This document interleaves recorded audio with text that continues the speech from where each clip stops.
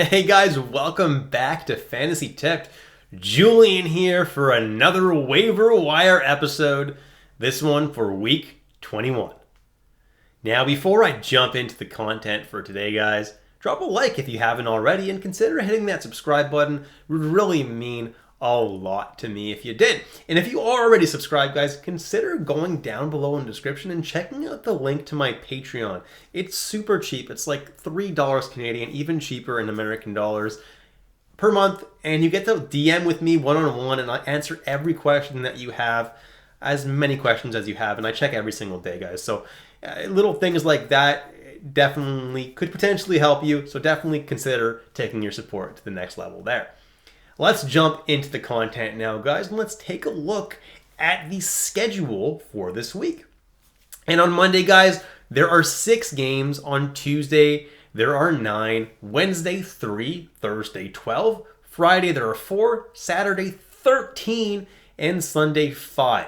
So as you can see, guys, the off nights, as usual, are Monday, Wednesday, Friday, and Sunday. Nothing crazy here, guys. But Thursday and Saturday are super busy nights. So prioritizing off nights and maybe Tuesday, if you have room on Tuesday, is definitely the way to go this week. So which teams have the best schedule? In my opinion, the teams with the best schedule are Anaheim and Colorado. Both teams play on 3 off nights. They only play 3 games, but all 3 of their games are on off nights. Colorado plays Monday, Wednesday, and Friday, and Anaheim plays Wednesday, Friday, and Sunday.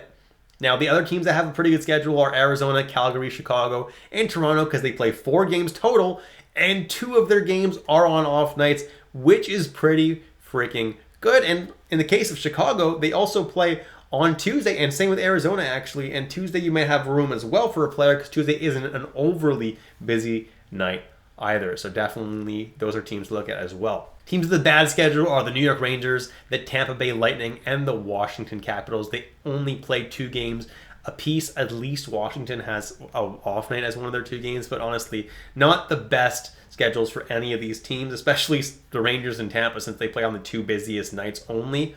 But guys, I have a star next to New York because the silver lining is that the Rangers play 5 games next week. So if there's anybody you're considering dropping from New York, if you can avoid doing that, it's probably beneficial because they're going to get a really nice schedule next week with Monday, Tuesday, Thursday, Saturday, and Sunday games. All right, let's look at some forwards that you can consider adding now. And first on the list is William Karlsson, who's on an absolute heater since coming back from injury. He's doing super well, scoring goals, scoring points like every single game. I'm definitely adding William Karlsson right now if he's available. Gabe Vilardi as well is on a heater. He's slowed down a little bit, but he's still pretty much on that hot streak, so I'm definitely looking at him right now. Lucas Raymond of the Detroit Red Wings is insanely hot right now as well. He's playing on the second line and the top power play in Detroit, and as long as he's producing, guys, he belongs on your roster. Troy Terry and Mason McTavish of the Anaheim Ducks,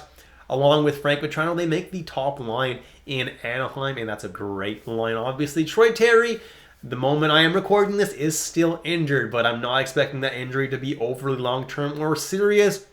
I'm expecting Terry to be ready for those off nights that Anaheim has this week. Those 2 guys are definitely priority adds, in my opinion, for those off nights this week. Arturi Lehkonen is playing on the top line and top power play with McKinnon and Rantanen. And he's playing really well right now. I'm definitely loving that deployment. And with Colorado having the off nights this week, Lehkonen is a very much a priority add. I was going to make it my Manscaped must-add player video. He's a little bit higher owned than I would like for a Manscaped must-add player, which is why I didn't do it, but he's definitely my priority add this week. Yes, Nichushkin is probably coming back next week, but that doesn't necessarily mean that Lehkonen loses his role completely. Obviously, there might be some kind of role reduction, but I'm hoping that he still stays on the top power play and potentially might stay on the top line as well. We'll have to wait and see. That's definitely something to be a little bit concerned at, but with the production that Lehkonen is showing right now, I don't know why they would take him off the top power play instead of Drouin.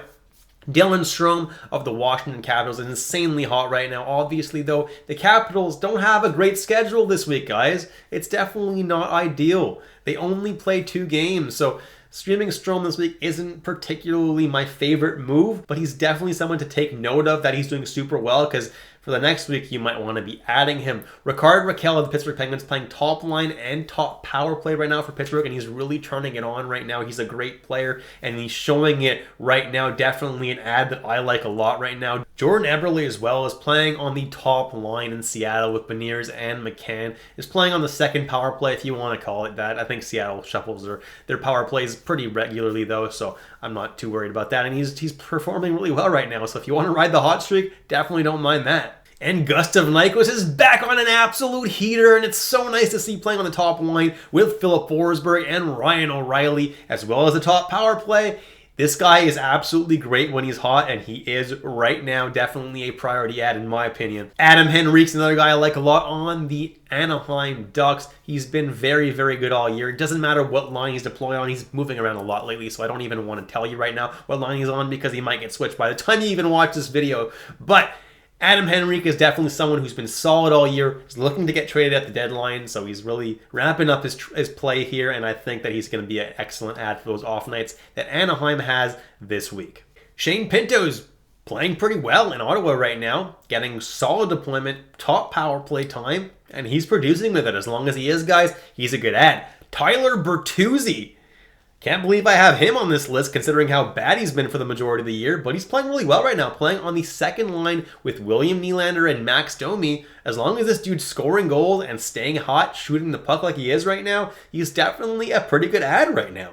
Scott Lawton of the Philadelphia Flyers is insanely hot right now as well. He's also probably going to be dealt at the deadline, so they're really trying to showcase him right now, so they want him to get all the points right now so that he can really return the best value for Philadelphia, and I think he's a very good ad for this week. Dmitry Voronkov is listed as a left wing, but he is a center, winning a decent amount of faceoffs, playing on the second line for Columbus, and has really turned it on as of late. He's up to 13% rostered.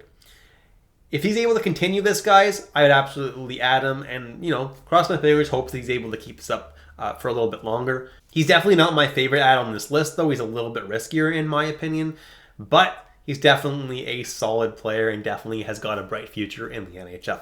Next, I got my Manscaped must-add player of the video, Logan Stankoven. Top of the morning to you. This episode is brought to you by St. Patrick's Day Shamrock Shavers Manscaped.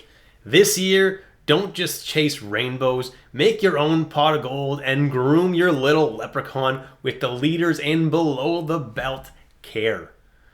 Say goodbye to your clover forest with Manscaped Lawnmower 5.0 and let your confidence shine bright. Embrace the luck of the Irish and join the 10 million men worldwide who trust Manscaped. Head over to manscaped.com and use the code word FANTASYTIPPED for 20% off and free shipping.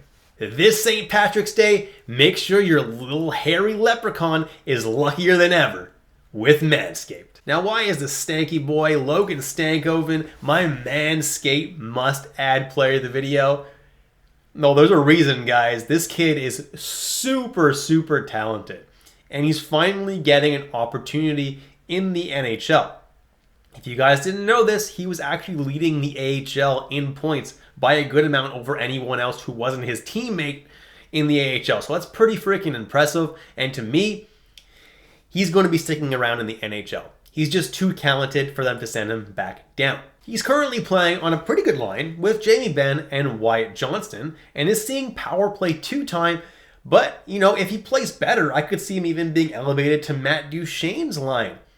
Definitely a possibility, and I think there is endless possibilities for stanky boy Logan Stankoven. Love this player, and I think he's going to be a stud in the NHL.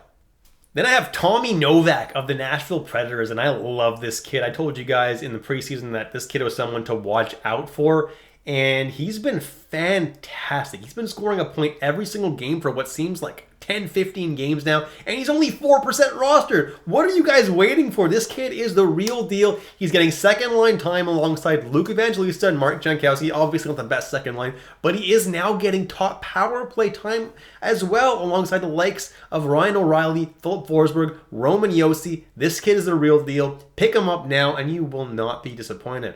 Now, the next guy on this list is Connor McMichael, who I really just wanted to give a shout out to because the Caps don't really have a great schedule this week, so I wouldn't really add McMichael this week. Maybe for next if he continues playing as well as he is right now. Playing on a line with Anthony Mantha and Alexi Protas right now, and if he continues his very hot play, I'm more than happy picking him up next week. And he's been very, very good, scoring a couple of points here, a couple points there. Definitely impressing me right now, and definitely someone I would look at, not this week, but next. Then we got Martin Pospisil on the second line of Calgary. Sorry if I pronounced that wrong. But he is playing with Kadri and Connor Zary on that second line. And he's right now putting up a ridiculous amount of hits every single game. So if you need a safe floor of hits, that's pretty good for Pospisil. He's also putting out some points right now as well every now and then. So definitely not a terrible add in deep leagues. And finally, Jack Roslovic of the Columbus Blue Jackets is currently playing on the right wing with Johnny Gaudreau and Boone Jenner. And he's been pretty freaking hot lately. At only 3% rostered, I definitely consider adding him in deep leagues. Jumping into defensemen, guys, Thomas Harley has been on this list for quite a few weeks now. We've got to get him over 70% rostered. He's been great. Zach Werenski's a top power play guy in Columbus. Definitely also should be over 70% rostered. He's a great hockey player. Shane Gostisbehere on a heater right now for Detroit. He's that kind of guy like Mason Marchment who will go super ice cold for weeks and then suddenly be like the hottest player in the NHL like he was at the beginning of the season. And right now he's playing very, very well. Still getting top power play time in Detroit. Definitely someone I don't mind picking up right now while he's on that heater. Justin Falk is back from injury. He's a guy who gives you a pretty safe floor with his peripherals and should put up points fairly frequently as well. And then Travis Sanheim is another guy who's on a heater as well right now. And he's the kind of guy who also will go cold for an incredibly long amount of time. But right now he's back to being white hot. And why not take a chance at him as long as he's hot like this? Cam Fowler of the Anaheim Ducks I have here because he's their top power play guy. And the Ducks have a pretty good off-night schedule, so if you want to take advantage of that, Fowler is not the worst ad in the world. Definitely not my favorite ad either, though. Luke Schenn of the Nashville Predators is a guy who gives you a pretty safe floor with hits, some blocks as well. I don't really expect much else from him, but definitely for those things, he's pretty good. Jonas Brodin has been getting massive minutes in Minnesota and has been getting a goal every 2 games, like clockwork. I think he's done it like 5 games in a row where he scores a goal, doesn't score a goal, scores a goal, doesn't score a goal. It's incredible. Like, he's putting up some decent peripherals as well to go along with it. And as long as this dude's actually scoring, which I can't imagine lasts that much longer though, he's definitely worth adding to your team at only 7% rostered. Ryan Pulock at 4% rostered is actually putting up points right now, putting up some really good peripherals. Definitely needs to be added in more than 4% of leagues. Simon Benoit I have here now for a 3rd consecutive week, up to 3% rostered. He's putting up a really nice floor for hits, and he's putting up some other peripherals as well, so definitely not a terrible ad there in deep leagues. For goalies, there are a lot of options this week. Alex Lyon's a starter in Detroit. Kochetkov a starter in Carolina. Joseph Woll is back and could potentially take that starting position back in Toronto. Ukko-Pekka Luukkonen is the guy in Buffalo. Buffalo's got a pretty decent playoff schedule as well. Samuel Ersson, 45% rostered. He's a guy who is the guy in Philadelphia. He's going to be the guy in Philadelphia for the rest of the year in all likelihood. John Gibson is a starter in Anaheim. Anaheim's got a great off-night schedule this week, so definitely not a bad ad for this week. Peter Mrazek has been phenomenal all year long on a terrible team. Really, really nice to see for him in his career. He's definitely someone I don't mind adding. Sam Montembeault is a starter in Montreal, getting the majority of the games. Elvis Merzlikins at 22% rostered. Probably maybe gets dealt at this trade deadline, but for now, he's starter in Columbus. Nico Daws at 19% rostered has been doing very, very well for New Jersey. And as long as they haven't traded for a goal yet at the deadline, Nico Daws is their starter. Philip Grubauer could be a league winner here, guys. I could have made him my Manscaped must-add player of the video. At this point, guys, you need to be adding Philip Grubauer, especially if you're a Decord owner, because it looks like he might be taking back the crease, and he's someone who, when he plays well, can be really, really good. And finally, Kaapo Kähkönen of the San Jose Sharks is the starter now in San Jose because Blackwood is injured for a week or 2, which means that Kähkönen is going to get every single start for San Jose, which is pretty good in points-based leagues. And that's it, guys. Thank you so much for watching all the way through. If you enjoyed my content today, drop a like and hit that subscribe button if you haven't already. Thanks again for watching, guys, and I'll catch you in the next episode of Fantasy Tipped.